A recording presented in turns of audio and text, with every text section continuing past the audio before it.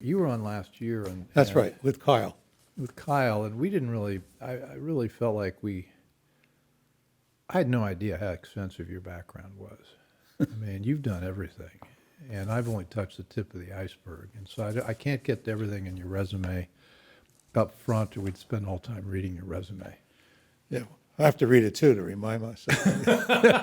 I'm at that point in life Yeah, as right. well. Oh, really? I did that. Let me write down the title of your book so I can say it again. It's called Stopping a Taiwan Invasion. All right. And it's exclusively on Amazon. Not that we really wanted to do it that way, but That's that was okay. the option. As I said, you've got this. We'll get to some of your biography. We can't do all of it. And Well, you can do what but you want. I mean, that's you know fine the with me. gist of what we want to cover. Well, I gather you want to talk about Taiwan and China And Ukraine. and Ukraine. I think the lead's got to be Ukraine, at least Okay, where that's we fine. are right now. My concerns.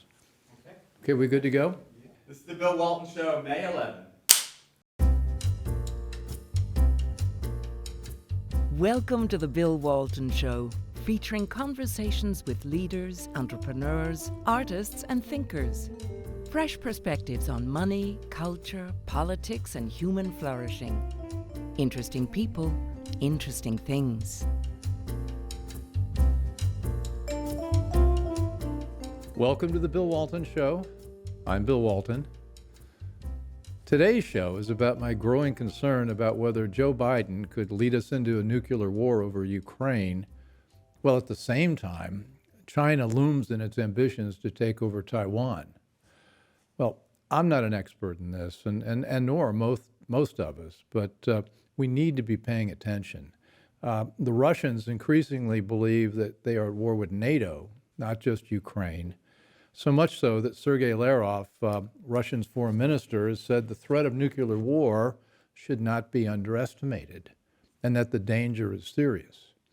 China is running a dedicated campaign to uproot the rules-based order that has existed in the Indo-Pacific region since the end of World War II and is also continuing its largest buildup in military history, or its largest military buildup in history. Its fleet, naval fleet, projected to be about 460 surface warships by the end of the decade. My view, Joe Biden and his foreign policy team is no way equipped to deal with these and other national security issues, including Iran. But I don't see Republicans offering any alternatives right now.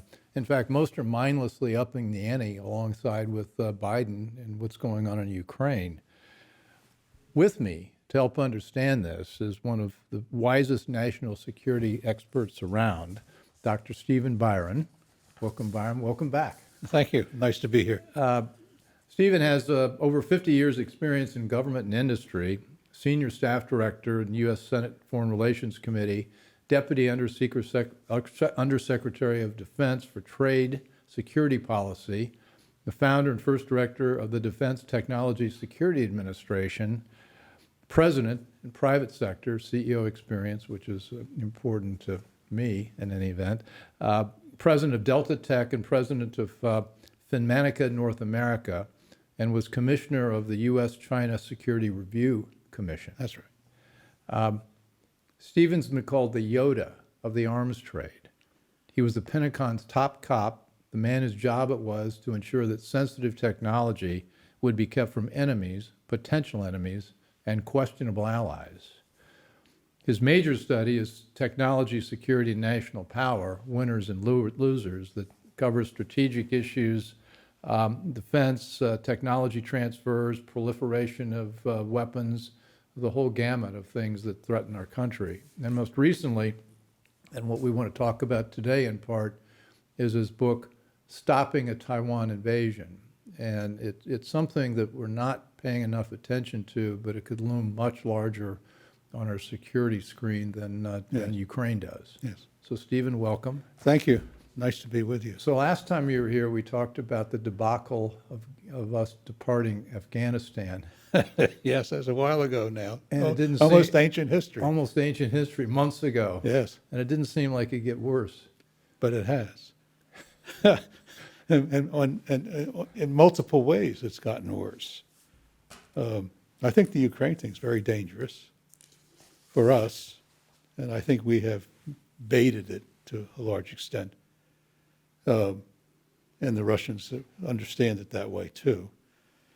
Not that they were nice guys. They're awful, totally awful.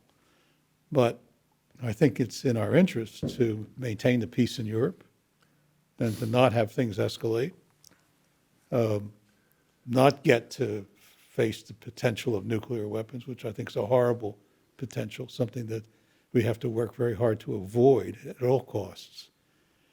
And unfortunately, we're going in the wrong direction, I believe. So what's your assessment of where we are? It's very hard for those of us that don't know it. Well, maybe we should go back and understand Let's go what back. came. Let's go. came- How do we get to where we how are? we got to where we are. Yeah. Starting around 2014, when the Russians grabbed Crimea, the U.S. and NATO, but mainly the U.S., started supporting Ukraine with the armaments, and more than that, with special military training. The Russians saw that increasingly as an attempt by Washington to build up enough capability in Ukraine to attack the Russian-speaking parts of Ukraine, which are in the east, the northeast, and down into the southern part of Ukraine. And they saw it as a threat, plain and simple. The Ukrainians, along with their two so-called republics in Luhansk and Donetsk in eastern Ukraine, which declared their independence, their separation from Ukraine in 2014. And so in 2014, there was an attempt to reconcile that, and it didn't exactly work. The second one took place in 2015. Both of them were... Who was at the table trying to reconcile I'm it going to back come then? to that, Okay. yeah, because okay. the people at the table were the Russians, the Ukrainians, the Luhansk People's Republic, and the Donetsk People's Republic. And it was overseen, the whole deal was overseen, and it was done in Minsk, by the way. It's called the Minsk Agreement. It was done in Minsk, the second agreement in 2015. It was overseen by the Organization for Security Cooperation in Europe, which was primarily Germany and France. So they were kind of the brokers. The deal was, there were a number of provisions, including a ceasefire, including exchanging of prisoners from both sides and all that. But the key, it seems to me, the key provision was the following. It said that Luhansk and Donetsk should become not independent, but autonomous within Ukraine. Autonomous. And but they would still be under Ukrainian law. And that the Ukrainian parliament would pass a resolution approving this autonomy. And that was the basis for a negotiation, because saying that is not saying what it is. You have to really figure out what that means. The Ukrainians thereafter refused to negotiate under the Minsk agreement, and in particular didn't want to talk about autonomy. Not at all. So they simply balked. They refused. And the U.S. has, generally speaking, encouraged that. While the Russians have said, look, there's an agreement. We are in favor of the agreement. Let's sit down and negotiate it. So the Russian position was this should be negotiated under the 2015 Minsk agreement. The position of the Europeans, which is especially France and Germany, was more or less the same as the Russian one. Let's sit down and negotiate, but the Ukrainians could not be persuaded to do that. Washington stayed out of it openly, but privately, I believe, Washington encouraged the Ukrainians to resist negotiating, saying that, we'll build you up sufficiently, you don't have to give away any territory, you don't have to make any This was with the deals. Obama administration. Started with the Obama administration. Okay. But it continued. I mean, it's not just Obama. It was under Trump the same thing, and it's now under Biden the same thing, and worse, and worse. So that was the Washington position. So it was at odds with our friends in Europe, although it was not at odds with NATO, which is rather peculiar. But NATO backed the Washington position. more or less, and got in a very harsh mood regarding the Russians. And in fact, the Russians had a mission in NATO, about 10 people, if I remember right, sitting in Brussels. And NATO had a mission in Moscow with about the same number of people. Basically, the NATO threw out the Russians from that mission in Brussels. So, of course, the Russians reciprocated, did the same thing in Moscow. So the relationship with NATO became quite harsh over Ukraine, which is not a member of NATO. You know, it is part of a NATO program where, you know, states that have ambitions to join NATO are given special status, let's call it that, but they're not covered under the NATO treaty, which is basically a self-defense treaty that says the collective defense, which says if an attack on one happens, all the others will respond. And that's under what's called Article 5 of the NATO treaty. So to make a long story short, which I think is probably a good idea right now, we have a situation where NATO is hostile to the Russians and supporting Ukraine. We have a Washington administration which is supporting Ukraine, but we have the Germans and the French under the Minsk agreements where they're guarantors. It's called the Normandy Group, who are trying to broker some kind of deal based on what was agreed in 2015 at Minsk. So why do we care about Ukraine?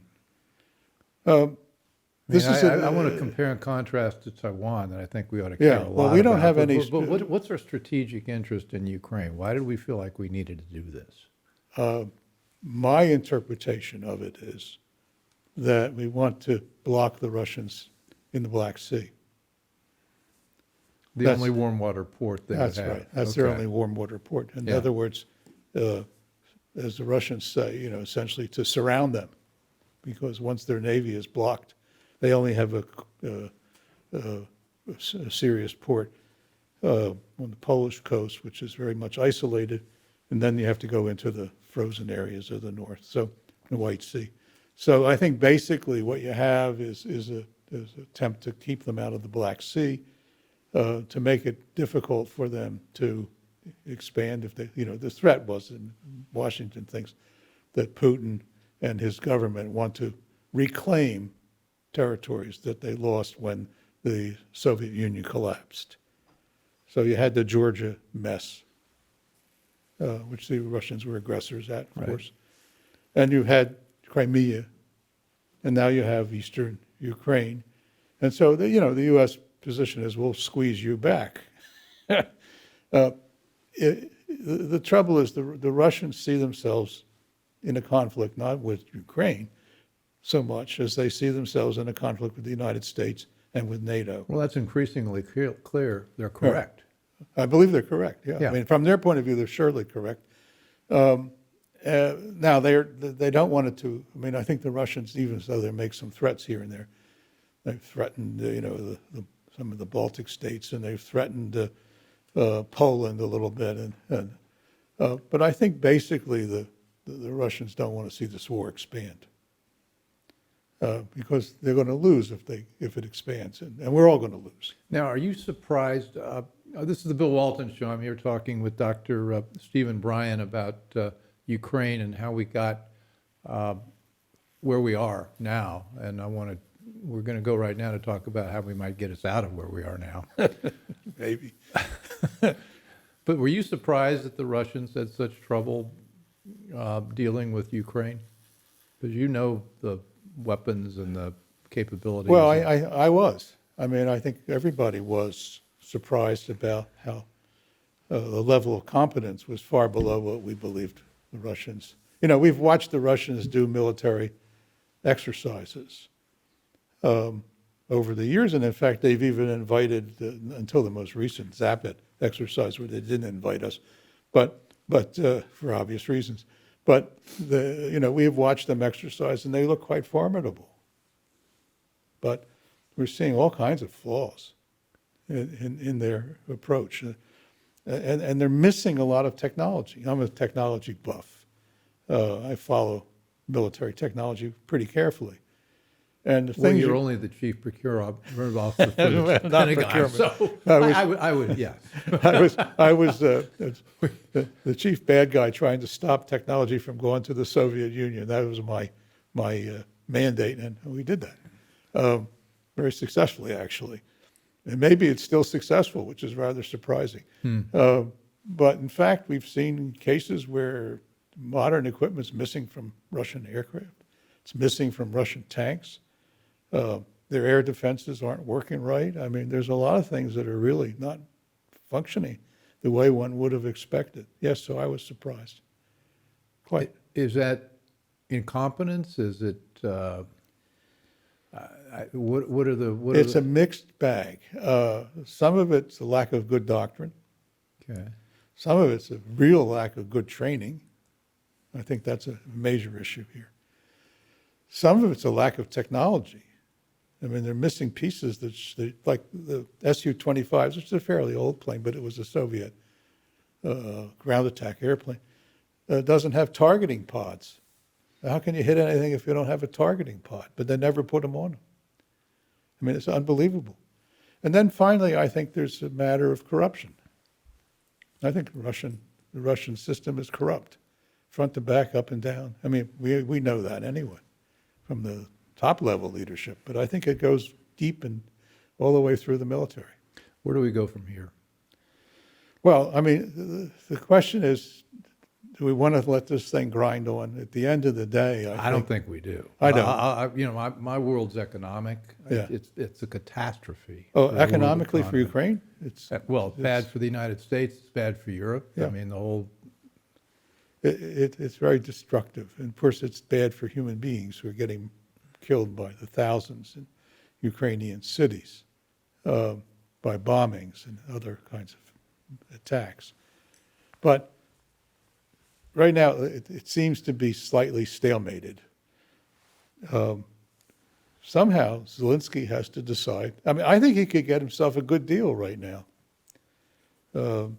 Yes, he will have to give some form of autonomy to Eastern Ukraine, but there doesn't have to be a Russian army in Eastern Ukraine. There doesn't even have to be a local army in Eastern Ukraine. There doesn't have to be any army in Eastern Ukraine.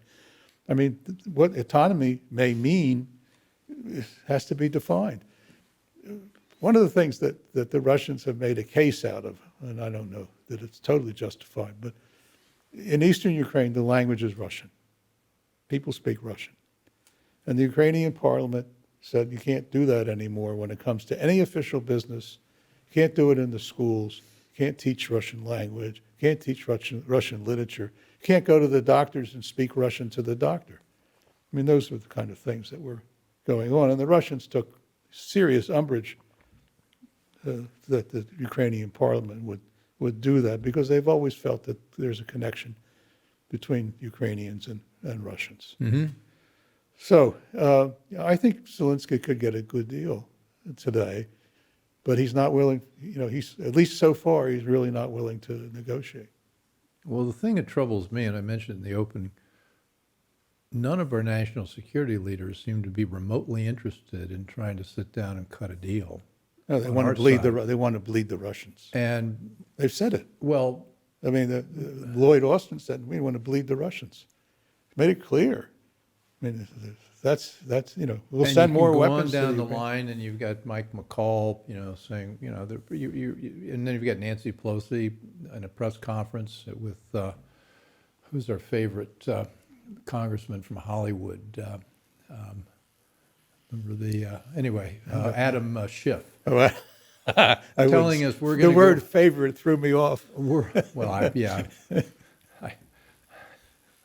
I didn't quite mean it that way. I know.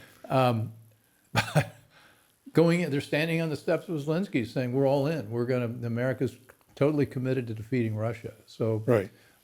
circling back to the guy in the room, Putin, I mean, we can see our people out piling on, upping the ante, saying we're going to reduce them. Then we've got Putin that is operating a machine that didn't turn out to be quite the machine everybody thought it was, and he's at least seeing his options increasingly limited. How does a guy like that react, which leads to the nuclear Or does question? he even survive? I mean, in turn, I guess somehow they think they can keep squeezing the Russians and Putin will still be there, but that's not necessarily the case at all. I mean, he's got internal opposition, not from the, I would call from the left, from the peace side, but from the right, from the we need to do more. His fellow oligarchs? I don't think it's the oligarchs. I think it's mostly coming from the military side. And the military side wants to escalate. That's right. That's dangerous. Of course it's dangerous because they have nuclear weapons and they're, if Putin is out of the way, I'm worried that we'll get some lunatic who will do things which I think would be disastrous. Quick refresher course on how lethal a tactical nuclear weapon is. Well, I don't believe there's anything called a tactical nuclear Okay, weapon. that's what I wanted to. Yeah, I think there are big and little nuclear weapons. this is a little one. A smallish one. Okay. But a smallish one may be 5 kilotons. I mean, these are pretty dangerous. How big was the one in Hiroshima? 18. Okay, so Give you an idea. It Yeah. took out a whole city. And then Nagasaki, I think, was 13. So order of magnitude. these in a- would yeah, be th- today's would be yeah. kind of tactical, Yeah, if you want to think of it that way. But Right. The nuclear weapon is not a very good war-making weapon because it really, if you're using it against the other army, you need to be able to catch the other army kind of in one place you can knock them off. And the whole, that's not it's Ukraine. not going on in Ukraine. They're doing ambushes, they're running, they're not in one place at any one time. This is why the Russians are having so much trouble. So they can't use a nuclear weapon that way. What you would use it for is, and the terrible thing is against a city. And that would be horrible. That would be a disaster. And it will trigger off possible nuclear war, a bigger war in Europe. So, I mean, the whole idea is very, very unnerving. well, our side, our national security establishment believes that's unthinkable. But as I talk I don't with know people, that's true. Well, they may think it's Well, no, but I mean, the intelligence guys have been warning Biden that there's a danger of escalation here to Yeah, nuclear what's, level. what's your community saying? I mean, you know everybody in this, and a lot of I think they're scared. yeah. I think they're really scared that the Russians, if you squeeze them too hard, the Russians have taken heavy losses. I don't know how many hundreds of tanks have been blown up, Yeah. how many airplanes have been lost, helicopters have been lost, and wounded, killed and wounded is a very high number. Some say 20,000 killed. So you can multiply by 4 the number wounded. So that's a huge number of people. So what would you do? What would you advise President Biden? I think that I think the Biden administration should tell the Europeans and tell Zelensky that it's time to sit down and figure this out. I agree. That's what I think should be done. I think the Europeans are dying to have this over with because it's threatening their economies and it's threatening war. They haven't worried about war in Europe for years and years. And it would be totally destructive of everything they've achieved. So, I mean, they don't want it. By the way, it also threatens NATO. I mean, NATO won't be here if there's a war. That'll be the end of NATO, I believe.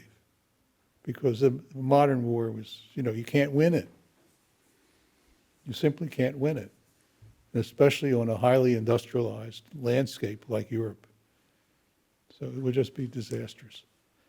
So, yeah, I mean, I think that one guy in Ukraine, I mean, look, I feel for the Ukrainian people. I think it's terrible what's happened to them.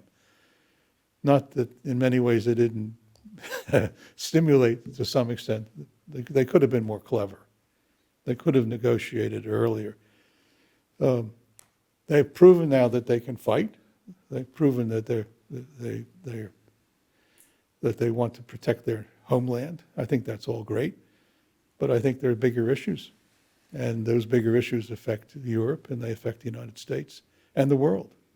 So we're at the point where instead of rah-rah, we have to get serious and push for a negotiation. And I think the Russians are ready. They've been ready all along, actually. I want to shift gears to Taiwan. Sure. And to Russia. I'm sorry, and to China. But to segue, this is the Walton Show. I'm talking with Dr. Stephen Bryen, and we're talking about how we think they ought to wrap this thing up in Ukraine and get to the negotiating table and make peace, because the consequences of not doing that are unthinkable. But we've got some other unthinkable scenarios we want to talk about, which is China's intentions with regard to Taiwan. But to work our way into that, where is China in the Ukraine picture, the Russia picture? Are they... The Chinese have been very cagey because they don't want to be hit with sanctions.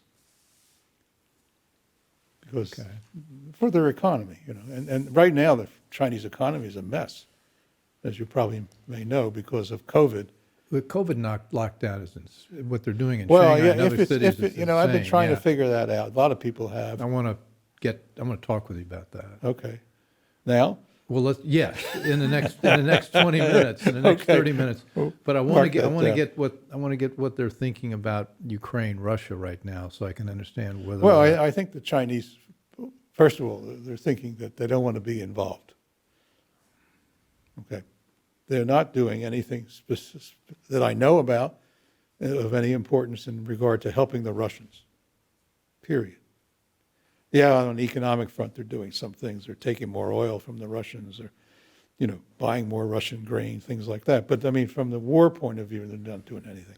And they don't want to have their trade with the EU changed. The EU business for China is huge. Huge. So, and it's not inconsequential here either, but the EU is more important. And they're trying to stay out of it. But maybe they see, there's a bunch of lessons for the Chinese in this thing. Maybe they see one thing about sanctions is that if there's a war with Taiwan, they're going to get sanctions all over. There's going to be huge sanctions on China. And that's certainly a factor that fits into their thinking. And the other thing is they're seeing what the vulnerabilities of the Russians were so far in this war, and they're wondering if they have some of the same. Take, for example, Chinese tanks, which are based on Russian tanks, and have some of the same flaws. So I suspect that they're evaluating, or should think, reevaluating everything they have and how they're going to go about carrying on a military operation, given what they've seen in the lack of coordination, the lack of interchange between the air and naval and the land components, lack of coordination. Those things must be concerning the Chinese right now.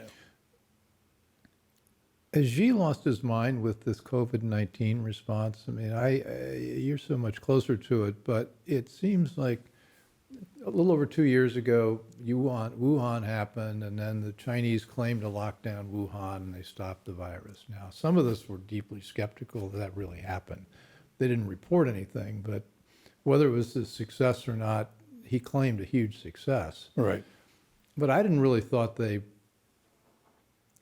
virus was as lethal as they're seeming to act now. Well, and it's not. We know that because the variant that's going around now is not nearly as dangerous. Number one, it's not as lethal. And number two, we've got the jury's in on what works and what doesn't work in terms of stopping the virus, and locking people in their apartments and shutting down economic activity. Doesn't work. Right. So you get these smart Chinese, and they are smart, acting in this incredible way. In 1986, I was in Beijing with the Chinese Academy of Sciences. I was sent there by the Pentagon. Well, that's when we're all going to be living happily ever after. Right, we were the good old days. Living too happily. But anyway, and I had heard on the VOA that morning about riots in Shanghai and one other place, forget where. And we're in the car going out to visit a installation, a Landsat installation, which the U.S. put there. And I had 3 scientists with me, all who spoke nice English, and a driver who didn't. And I said, "Did you hear about the riots in Shanghai?" And the scientist said, no. And it was quiet, silence. We drive a little further, still silence. And the driver, in perfect English, who spoke no English, but in perfect English, said, "Yeah, I heard it this morning on the VOA." Shanghai is a very sensitive place. There were riots there in '86. There were riots subsequently during Tiananmen. There has been opposition to Xi in Shanghai. And I'm wondering, is this political? Is this something designed to shut down Shanghai because he's facing re-election soon, and maybe he's got opponents that we don't know about. That seems to be a deep game he could be playing. Could be a deep game. I don't have any. It seems to be political direct, and punitive rather than public health. That's how it looks to me too. But didn't they have a Politburo meeting, a small group of people that met last week? And if he has enemies, they're not in that room because they came out with renewed vigor to keep Shanghai shut down. Right. No, I don't think they're in that room at all. So some of them are in jail. Well, yeah, he disappears people routinely. Right. And some of them are in the military. So I'm not sure what the deal is, but I mean, you have to get to a real China expert, which I'm not. But it seems to me that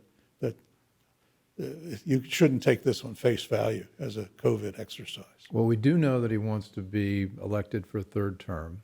There is the plenary thing or whatever, the big meeting. And it's supposed to be in fall. There's some chance he could accelerate that to July. Oh, is there? I didn't hear that. So he could get it done before people riot completely and before people riot completely. Yeah. And he wants to accelerate that. But the other deeper game was also the sanctions are really hurting Russia, obviously, but they're also really hurting Europe and they're really hurting the United States. And try to buy food's expensive now and scarce now. Try next year when we don't have any of the fertilizer from the usual sources in Europe. Yeah, corn is going to be a big issue, and Biden still wants to put it in your gas tank. Yeah, ethanol. Let's up that to 15. Yeah, so you can pay $6 a gallon instead of $5. Yeah, sure, Iowa likes that.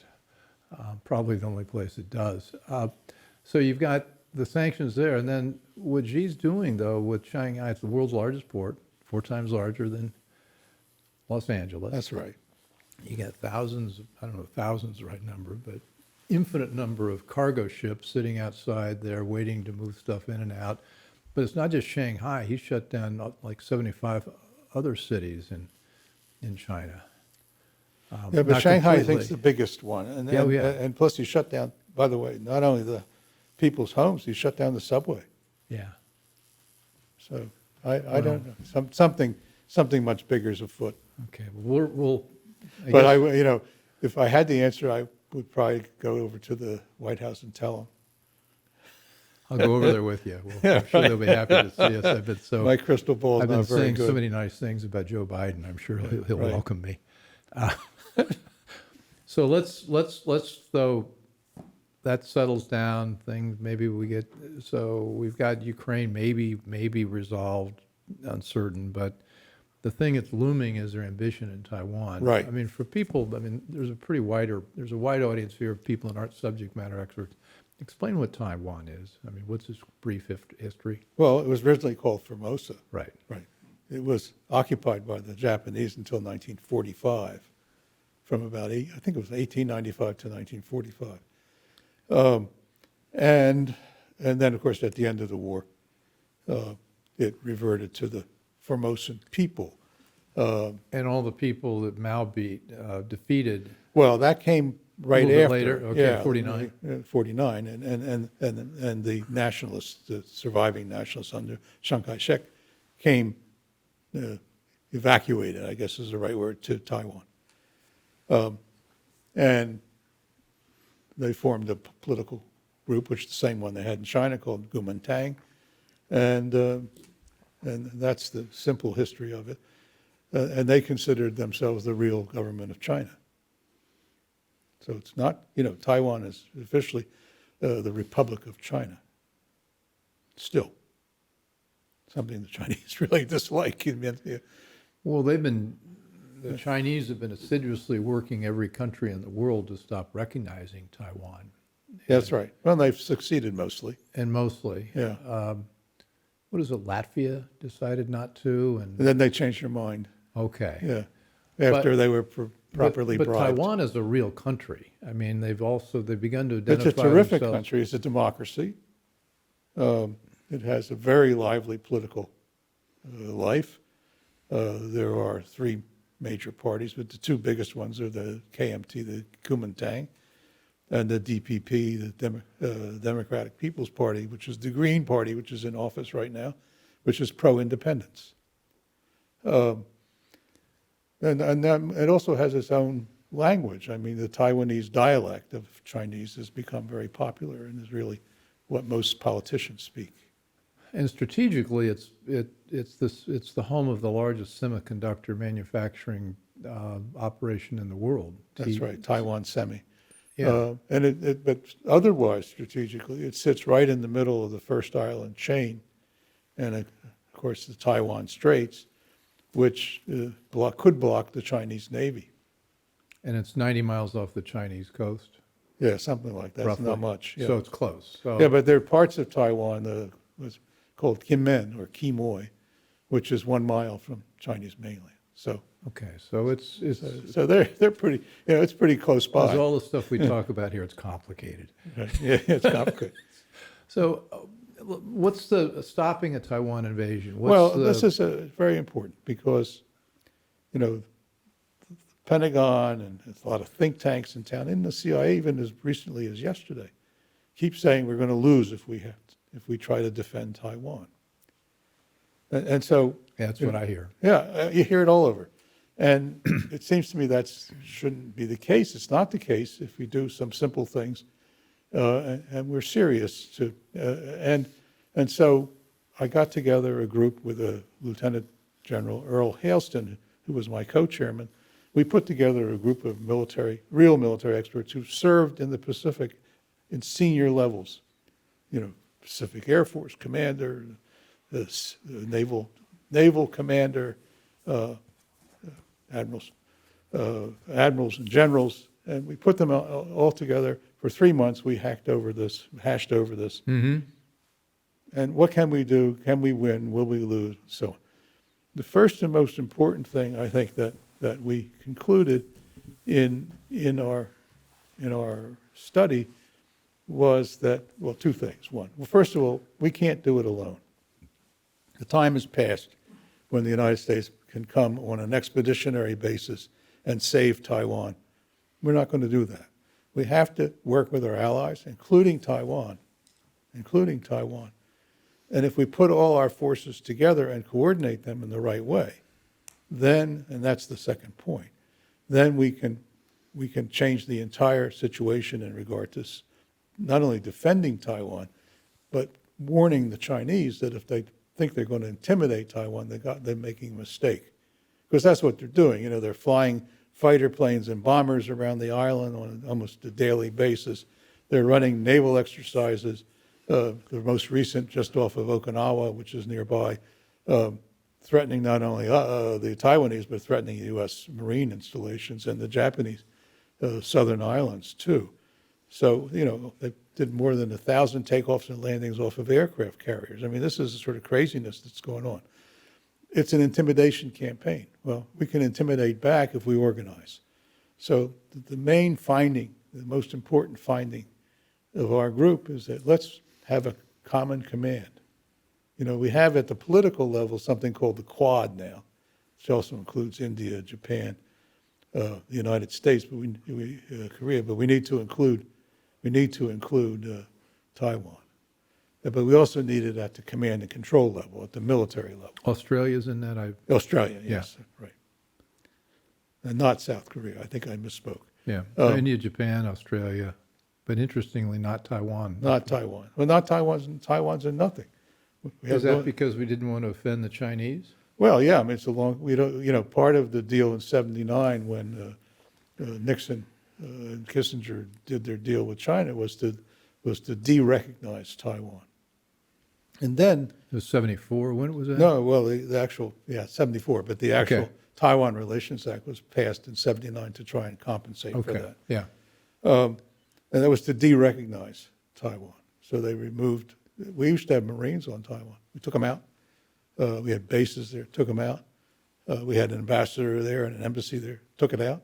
And set up a kind of strange system where we have retired State Department people working in Taiwan at an embassy we don't call an embassy. That's really weird. But basically what we're saying is we must include Taiwan, to include them both in command and control level, include them for training, include them in exercises, and treat them like a real country, which they are.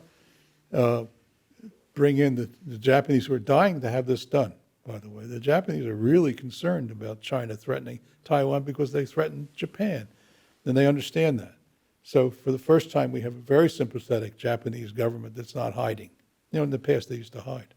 But right now, they're very much committed to try and do something. They want Washington to do something. The problem's in Washington. Why am I not surprised? Well, it's been that way for a long time. Yeah. And it was terrible under the Obama administration. It got better under Trump. Started to bring some officials to Taiwan, started to do a little bit of training there. And the nature of the problem in Washington is? Fear of China. Right. Simple. Fear of China. But we shouldn't fear China. It's giving away everything up front. Why should we fear China? We should tell China that, we're more than prepared to do what we need to do to oppose any threat to Taiwan or to anybody else in the region. So when we say we mean the State We Department? mean the U.S. Well, but I think I always try to get this boiled down to which agencies, and I like to find out which person and which agency. But it's the White House. Okay. The White House makes this policy. The State Department, of course, has executed it for years, and unfortunately, happily so. But, the world has changed. Well, there are people who believe, and I think I'm becoming one of them, that Biden's compromised with regard to China. And we don't need to speculate on that. You've written a series, but there is that speculation. Well, we stayed away from politics in the book. Which is smart. Yeah, Okay. totally away from it. Yeah. The book is serious military and strategic analysis of what we can do to stop China invading Taiwan. And I think we've come up with a lot of suggestions, recommendations, and findings that there are 30 or 4 of them, actually, in the book. And many of them, by the way, don't really require us to do anything that requires huge expenditures. It really requires us to get our act together, to take a one government approach. That means all the agencies work together. The Pentagon, I think, is more persuaded than ever that this is a fight waiting to happen. So they're trying to get ready, but they're not really supported by the State Department and not by the White House. So, and the CIA is on the fence. So I think we have to bring all these agencies together as a one government approach. The Chinese will understand that because they'll have no choice but to understand it. And that's the key point. And to realize that we have to work with the Japanese. They have a pretty good Air Force. They have F-35s, which is a stealth airplane. They have more than pretty good submarines. They have a small Navy, but an excellent one. Taiwan has a pretty large Air Force and a small Navy. And they have pretty good ground forces. But we have to get all that organized, and we haven't done it. So the problem is not that we would have likely allies. We have every single major country in the region who would like to be part of it. And the problem is not that we don't have the technology or the theoretical capability. The problem is our willingness, the elite's willingness to recognize Chinese an enemy. That's right. Not just a competitor. That's right. Well, which because is the way Chinese they're trying to characterize it now. Well, they're just competitors. They're not really ever going to be an enemy. Well, that's you look at what they're doing. Well, take a look at the South China Sea. Is that competitor or is that a threat? It seems to me when you put missiles and all the other things, naval equipment and whatnot, that's a threat. So if we wanted to get a groundswell to support this, and these are good ideas, and we can find this book on Amazon. And it's on Kindle, Stopping a Taiwan Invasion. Right. Easy to find. Yes. The line of action here, though, is to get Washington to change our thinking about the nature of the China threat. Well, that's why we wrote the book, yeah. That's the main. We also made it short so that people won't get confused. Here it is. You know what? I've had a lot of guys that have written books on this show. Thankfully, this is the shortest one I've ever pushed. It reminds me when I was young, working for the Senate Foreign Relations 78 Committee. pages. We're good here. 70, I guess it was 74. I went to Israel, I'm including your appendix. and your I met with footnotes. Moshe Dayan. Yeah, 74. Go ahead, And, sorry.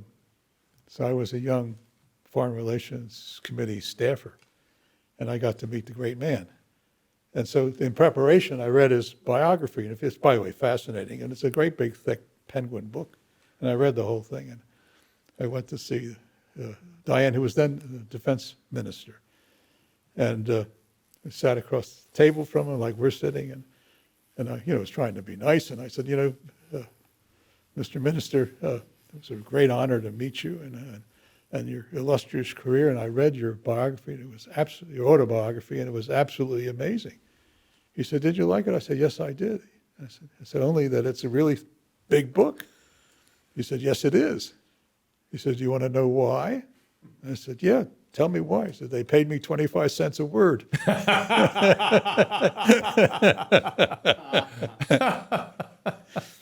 So, so we didn't get paid by the word. In fact, we didn't get paid at all. I mean, everybody in this group, No, this is a serious group of people. everybody in This this is very group serious. volunteered their Seth time, Tropsy. including myself. Yeah. Nobody got paid a Adam penny. Savitt. And any proceeds, there would be very little proceeds from the book, but whatever there are will go to the Center for Security Policy. None of us will benefit from it. Our intention was to do something for public policy.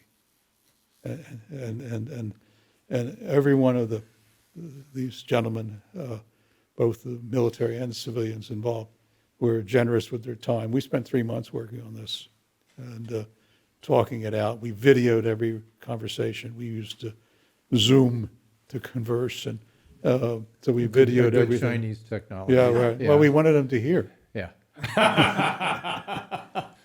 We do that all the time with the guys at YouTube. I've They done a weren't couple of foolish, I mean, if they listen in, all the better. And we also made notes of each meeting, and then we went through all the notes, and then just to tell you the rest of the process, after I wrote the initial draft, I got help on the Marine part because I'm not a Marine, so I got people to help me on that. And then we circulated it to all of them, and asked for commentary. Got back a lot of commentary, a lot of corrections, suggestions, modifications, some paragraphs. We incorporated all that, sent it back out again so that everybody could go over it again. Then we did the kind of editing job, the typos and things. Any sharp disagreements? None. Okay. No, everybody's on board 100% with this. As I said, there's 34 findings and recommendations. So if you care about our security and you worry about China being an enemy, not a competitor, this is the place to start to understand how we can do something about it. That's right. That's exactly its intention. And our guys, I know, are talking it up with their colleagues in the Pentagon now. Okay, great. Which is good. Great. But I want the public to read it. I want the defense gurus, who write about defense matters, and to read it, because that gets back in. And I want the State Department to read it, because some of this is political in the sense that, recognizing Taiwan as a real partner is absolutely crucial to the outcome of this problem. I want to do a part 2 with you if you're willing to speculate. We've got to wrap this up because we're about done, but it seems like we're now moving into how much of this is political versus how much of it's strategic. And I worry that we've got people in our leadership that don't take this problem as seriously as they should. Well, or don't have the education and the background. Okay, we'll help them. I mean, there's a lot of ignorance out there, let's face it. Okay, well, let's work. Well, okay, so to be continued. This is TBD. This is our second TBC, show. I'm I sorry. can't wait to have you back on. We've been here with Dr. Stephen Bryen talking about Ukraine and China and Taiwan and maybe our enemy within, and what we ought to do, what we need to do to protect our America's national security. Stephen, great. Thanks for Thank being you very here. much for having me. And we can find you where? At the Center for Security Center Policy. for Security Policy. Yeah, Yes. Center for Security Policy. Frank Gaffney would kill me for not mentioning that. So anyway, glad. Well, the book is published by the Center for Security Okay, Policy. great. And they did the beautiful design of the cover and the back cover and so forth. That's nice. That's good. Did a nice job. Okay, Thanks we'll again. see you again soon. Thanks, Yeah. and thanks you all for joining. And stay tuned for our next subject or next show on this and other related topics. And as always, we're here to find out what's true, what's right, and what's next. Part of the reason why I want to do this show is that just there's so many of these so-called complicated things people don't understand, and they're really pretty simple if you can just get it out there. Get to the heart of it, yeah. Well, I think people want to understand. I mean, it's amazing. I've talked to a number of groups about Ukraine and about Taiwan, both subjects, sometimes both at the same time, like we did. And I get very good reaction.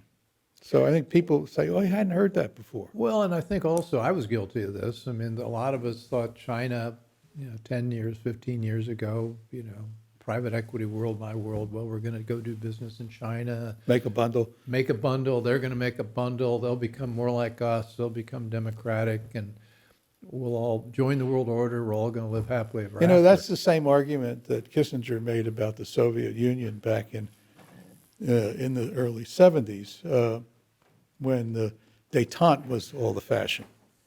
If we just give these big loans to the Soviet Union, build these fertilizer plants, build these truck plants, all that stuff, the Russians will become our friends. Well, I'm just learning about a lot of this because I was wasting all my time on Wall Street before I got into I this. was fighting with Kissinger. And as I understand it, the first Bush administration fought hard to keep the Soviet Union from collapsing. True? Like Condi Rice was. I don't remember it quite that way, but How do you remember? Because I I'm think trying everybody to piece was. together these I think puzzles. Washington was completely in shock. I mean, the thing collapsed. Okay, I think there was worry that this coup. Remember the coup against Gorbachev? I do. I mean, that was pretty frightening to Washington because they saw that as a. That was a coup from the hardline side. Oh yeah, for sure. Yeah. KGB in the military. And I think Washington's reaction was, God, this could be really terrible. But it turned out to fail. I mean, that was the good news of it. I don't know if it would fail again. I hope you enjoyed the conversation. Want more? Click the subscribe button or head over to thebillwaltonshow.com to choose from over 100 episodes. You can also learn more about our guest on our Interesting People page. And send us your comments. We read every one, and your thoughts help us guide the show. If it's easier for you to listen, check out our podcast page and subscribe there. In return, we'll keep you informed about what's true, what's right, and what's next. Thanks for joining.